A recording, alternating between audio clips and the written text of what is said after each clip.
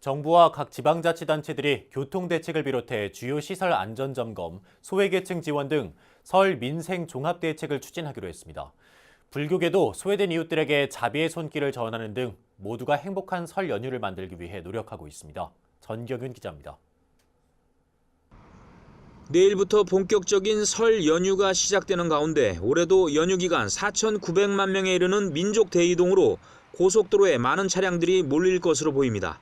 고속도로는 설 전날인 4일 오전에 귀성 차량이 가장 몰리고 귀경길은 설 당일인 5일 오후에 가장 혼잡할 전망입니다.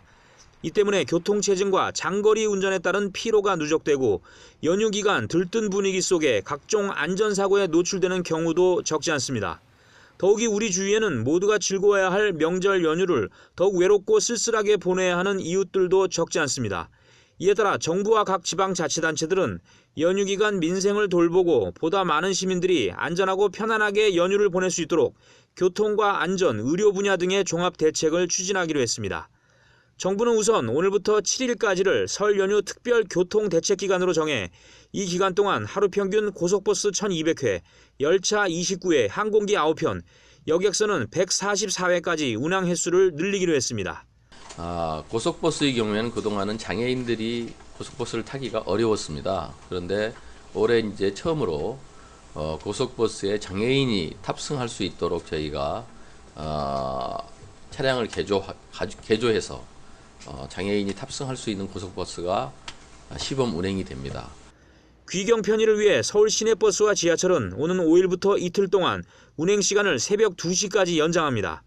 서울시를 비롯한 각 지방자치단체들은 연휴 기간 화재 안전 점검을 강화하고 사과와 배 등 주요 성수품 공급을 평균 10% 늘려 수급 안정을 꾀할 방침입니다.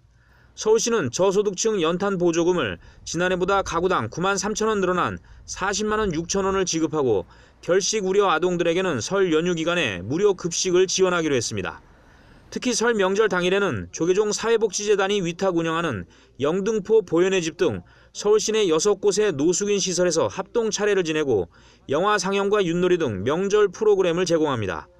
서울시는 응급 상황에 처했을 때 바로 조치가 이루어질 수 있도록 당직 의료기관과 휴일 지킴이 약국 등 4만 7천여 곳도 운영합니다. 1월 29일부터 2월 7일까지 10일간 설날 5대 종합대책을 시행할 예정이고요.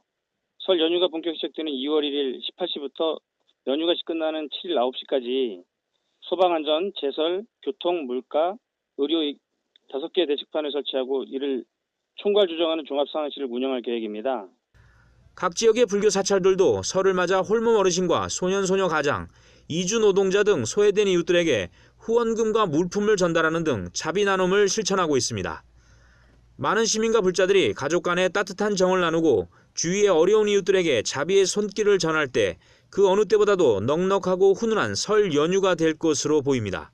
BBS 뉴스 정경윤입니다.